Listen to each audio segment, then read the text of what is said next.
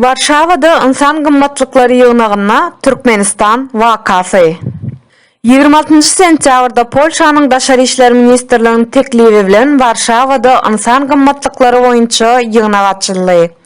Oňa Ýewropanyň howpsuzlyk we hyzmatdaşlyk gullugynyň agzalarynyň we jemgyýetçilik guramalarynyň resmi wekiliýetleri gatnaşýar.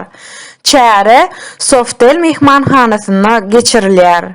27 sentýabrda saat 13:00-da esasy umum mejlisden soň Demokratik institutlar, demokratik saýlawlar, Türkmen Helsinki Adam hukuklary gaznasynyň başlygy Täjegül Begmedova resmi Türkmen wekiliýetiniň başlygy Şemşat Atajanowanyň ýanyna bardy. Delegasiýa şeýle hem Baýly Seýilow, Maýsa Muradowa we başga da 2 adam gatnaşýar. İnsan hukuklaryny goraýjy delegasiýa agzalarynyň Türkmenistana hakyky adam hukuklary meselesini ara alyp maslahatlaşmak üçin biraz wagt sarp etmegini isledi.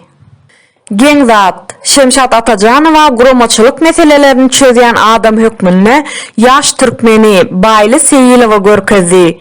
Ýöne ol hem ýüzüni sallap ikirjiňlenip soňrak sora diýdi. Haçan we kimden diýen soraga bolsa inkar edip başlady. Begmedova, näme gorkýarsyňyz? Men sizi surata düşüremok, video düşüremok. Diňe köpden bäri dowam edýän meseleleri ara alyp maslahatlaşmagy teklip edýärin diýip sorady. Gynansagan delegasiýa agzalary gyssaly daşlaşyp gitdiler. Gijrak ma'lum bolşýaly Softel mehmanhanasynyň öňüne köçedi. Delegasiýa ýaş türkmen blogçysy Nurmuhammed Anaýew bilen gawatlaşypdyr. Adam hukuklary boýunça Türkmen Helsinki gaznasy bilen geçirilen söhbetdeşlikde Nurmuhammed Anaýew: "Men olar bilen söhbetdeşlik geçirmegi makul bildim we video ýazga düşürüp sora bermäge başladym. Salam, siz Türkmen wekiliýetiniň wekilleri, size bir sora berip bilermi? Alad etmäň, bu ýerde Ýewropada video düşürmek gadagan däl. Häzirki wagtda türkmenleriň hukuklary bilen baglanyşykly ýurtda nähili göçmeleriň bardygyny bize gurrun berermisiňiz?" Gynansagam dymdylar.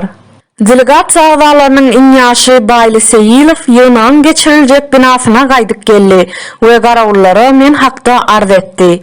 Şeýle hem maňa basyş edip videony aýyrmagymy talap etdi. Şol bir wagtyň özünde Seýilow: "Siz türkmenler Ýewropada hem talaplarymyzy ýerine ýetirersiňiz" diýdi. Duşun howpsuzlyk bölüminiň ýol başçysy onuň ýüzüne ýerdi we ol hem videonyň aýrylmagyny talap edip başlady. "Men Ýewropada, demokratik Polşada blogerleriň medeniýet azatlygyna hukugymyzy göz öňünde tutup alalaşmadym. Hiç kimin hakykaty beýan etmegimizi gadagan etmäne haky ýok." Seýilow garawuldan polisiýa jaň etmegini talap edip başlady. Gelen 5 polisiýa işgäriniň kömegi bilen meni tutsaw etjekdiklerini aýdyp, videony pozmaga mejbur etdiler. Bu waka dürli ýurtlardan gelen köp sanly adam hukuklary aktivistleri ýaly, şol sanyna Türkmen Helsinki gaznasynyň agzasy Anna Durduhajiýew hem şaýat boldy. Şol gün akşam Türkmen blogçysy söz azatlygy hukugyny bozan Türkmen delegasiýasyna garşy Warşawadaky polisiýa şikaýet etdi.